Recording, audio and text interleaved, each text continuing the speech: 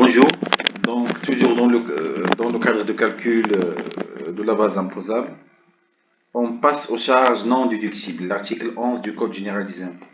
Et on commence par les pénalités et les majorations. Donc pour les pénalités et les majorations d'une façon générale, s'ils sont légaux, c'est-à-dire ils sont dus au non-respect de la loi, ils ne sont pas acceptés à réintégrer. Pourquoi? Parce que en acceptant les pénalités et majorations qui sont dues au non-respect de loi, qu'est-ce qu'il va passer à l'IS? Il va diminuer. Donc c'est un avantage. Puisque vous n'avez pas respecté la loi, vous n'aurez pas cet avantage-là. Alors que les pénalités et majorations d'ordre contractuel sont acceptées. C'est un complément. Exemple, achat de marchandises avec paiement en retard. Donc, puisqu'il y a des pénalités sur les paiements en retard, ils sont considérés comme un complément d'achat. Donc, on passe au code. Ne sont pas déductibles du résultat fiscal les amendes, pénalités et majorations de toute nature mises à la charge des entreprises pour infraction aux dispositions législatives ou réglementaires. Donc, tout ce qui est en relation avec l'État.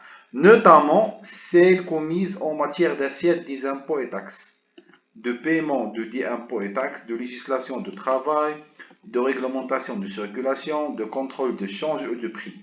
Donc, tout ce qui est en relation avec l'assiette, avec la législation de travail, réglementation de circulation, contrôle de change, des prix, donc ils ne sont pas déductibles, c'est-à-dire à réintégrer au niveau du tableau de passage.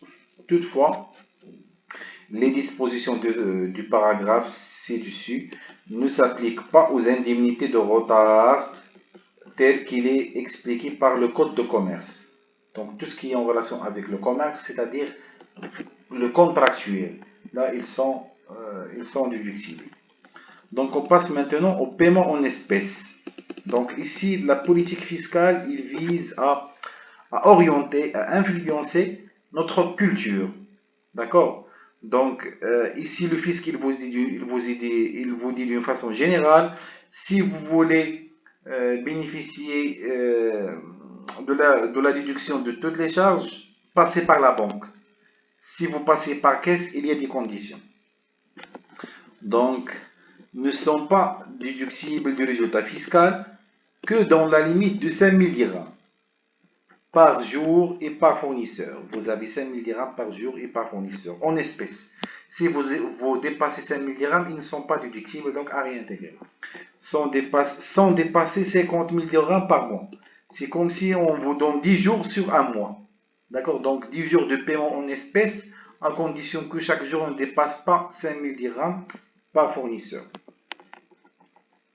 Donc toutes les dépenses, bien sûr, toutes les dépenses qui sont acceptées par le fisc, toutes les dépenses qui sont déductibles, s'ils sont réglés par caisse, la limite elle est de 5000 dirhams par jour et de 50 000 dirhams par mois. Dans le règlement n'est pas justifié par chaque barré non endossable, par effet de commerce, moyen magnétique de paiement, virement bancaire, procédé électronique ou par compensation avec une créance à l'égard d'une même personne, à condition que cette compensation soit effectuée sur la base de documents dûs, datés et signés par les parties concernées et portant acceptation du principe de la compensation. Donc ici, l'essentiel d'une façon générale, on cherche la traçabilité. Dans ce qui est la traçabilité, déductible sans limite, à condition que cette charge soit acceptée. Si le règlement est par espèce, donc vous avez 5000 dirhams par fournisseur et par jour, sans dépasser 50 000 dirhams par mois. Maintenant, troisième catégorie, manque de facture. Si on a manque de facture, ne sont pas déductibles du résultat fiscal les montants des achats, des travaux, des prestations de services non justifiés par une facture régulière ou toute autre probante. Donc la facture elle est détaillée par l'article 145 du Code général des impôts. Toutefois, la réintégration notifiée à ce titre par l'inspecteur des impôts, qu'est-ce qu'on a dit au début, c'est que le système fiscal au Maroc, c'est un système déclaratif. Vous déclarez et la direction des impôts a le droit de contrôler. Donc, suite à un contrôle fiscal. Donc, on ne peut pas vérifier que suite à un contrôle fiscal. Donc, à l'issue d'un contrôle fiscal, ne devient définitive que si le contribuable ne parvient pas à compléter ses factures par les renseignements manquants au cours de la procédure prévue selon le cas à l'article 220 et 221. Pardon, c'est-à-dire la procédure contradictoire. Donc la première lettre, la deuxième lettre, suite à un contrôle fiscal, vous allez recevoir la première lettre de notification. Donc on suppose qu'il y a un problème de facture. Dans la première lettre, l'État ou l'inspecteur d'impôt, il va vous inviter à compléter la facture. Sinon, donc, vous n'aurez pas droit à déduire les charges qui ne sont pas justifiées par facture. Donc, pour autres, vous pouvez encore voir le Code général des impôts pour voir les autres opérations qui sont en relation avec les charges non déductibles. Donc, je passe maintenant au déficit reportable. Le déficit reportable tel qu'il est expliqué par l'article 12 du Code général des impôts. Donc, le déficit d'un exercice comptable peut être déduit du bénéfice de l'exercice comptable suivant. Donc, je suis en 2020, j'ai réalisé une perte de 1 milliard en 2020. D'accord? Donc, j'ai un résultat déficitaire en 2020. Je peux déduire ce résultat déficitaire du bénéfice de 2021, de 2022, de 2023 jusqu'à 2024. J'ai 4 ans. La prescription, c'est de 4 ans. On va voir hors amortissement, 4 ans d'amortissement sans limite. Donc, le déficit d'un exercice comptable peut être déduit du bénéfice de l'exercice comptable suivant. À défaut du bénéfice ou en cas de bénéfice insuffisant, pour que la déduction puisse être opérée en totalité ou en partie, le déficit ou le reliquat de déficit peut être déduit des bénéfices des exercices comptables suivants jusqu'à 4e exercice, qui suit celui de l'exercice déficitaire. Toujours on a cette histoire de 4 ans. Toutefois, la limitation du délai prévu n'est pas applicable au déficit ou à la fraction du déficit correspond à des amortissements régulièrement comptabilisés. Autrement dit, la partie du déficit engendrée par l'amortissement n'a pas cette limite de 4 ans, elle est sans limite. Donc on va passer à un exercice qui explique le principe de déficit reportable. Exercice 6. De la comptabilité de l'entreprise Delta Nord, on trouve les données suivantes relatives à l'exercice 2019. Vous avez charges comptabilisées, 400 000, produits comptabilisés, 1 million de dirhams. Charges comptabilisées, mais non déductibles, 10 000. Donc, qu'est-ce qu'on va faire avec les charges comptabilisées, mais non déductibles? On va les retrancher des charges. Les produits comptabilisés, mais non imposables, 20 000 dirhams. Le déficit des exercices ventulés dans le tableau suivant.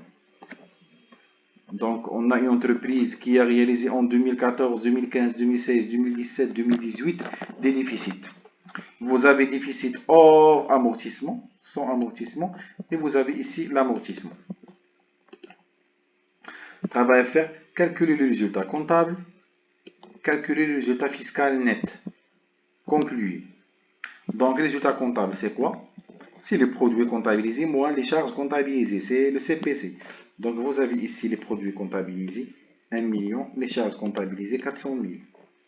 Voilà, donc 1 million moins 400 000, ça donne 600 000. Donc, résultat fiscal, qu'est-ce qu'on a dit? C'est le résultat comptable, plus les charges non déductibles. C'est quoi les charges non déductibles? Ce sont les réintégrations, moins les produits non imposables, c'est-à-dire les déductions. Maintenant, on va ajouter une autre notion, moins le report déficitaire. D'accord? Donc, maintenant, on va voir cette nouvelle notion, moins le report déficitaire. Vous avez entre parenthèses hors amortissement dans la limite de 4 ans et amortissement différé sans limite. Donc le résultat comptable, c'est quoi? C'est déjà calculé, 600 000. Donc j'ai ici 600 000. Plus les charges non déductibles. Qu'est-ce que j'ai ici comme données? Vous avez charges comptabilisées non déductibles, 10 000. Donc j'ai déjà expliqué les réintégrations et déductions. Revenez au deuxième vidéo. Pour les étudiants qui ont un problème encore avec les réintégrations et les déductions. Donc, plus charges non déductibles, donc plus 10 000. Donc, en principe, ici, dirhams, Oui. Également ici dirham.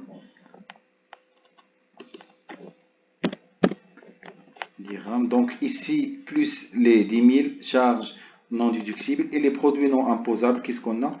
Produits comptabilisés mais non imposables, 20 000 à retrancher. Donc moins les 20 000 dirhams. Maintenant, moins, vous avez le report déficitaire. Et on va voir le report déficitaire. Nous, on est en 2019. On a le droit de revenir en arrière 4 ans. D'accord? Donc, en 2019, on a un résultat positif. Qu'est-ce qu'on a dans la définition? Le déficit d'un exercice comptable peut être déduit du bénéfice de l'exercice comptable suivant. Donc vous avez ici déficit 2018, déficit jusqu'à 2020 où il y a un excédent. Voilà, donc je peux le déduire, mais attention, on est en 2019, on va revenir en arrière 4 ans. Donc 2018, non prescrite, année non prescrite. 2019, année non prescrite également. 2016, année non prescrite. 2015, année non prescrite, 4 ans. 2014, elle est prescrite. D'accord? Donc ça donne 8000. Vous avez ici moins 8000, entre parenthèses, plus. Ici, j'ai l'amortissement. L'amortissement, il est sans limite. 300 plus 200, ça fait 500, plus 500, 1000, 1500, 2000. Vous avez entre parenthèses moins 8000 plus 2000. Donc le total, c'est 50 000 dirhams. Voilà. Donc ici, le barème de l'IS. Vous avez 580 000 fois 17,5% moins 22 500, la somme à déduire. Pour les étudiants qui ont un problème avec le barème, je l'ai déjà expliqué dans le vidéo numéro 2.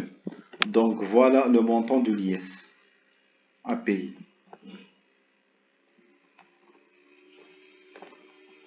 Donc c'est tout ce qu'on peut dire à propos du report déficitaire.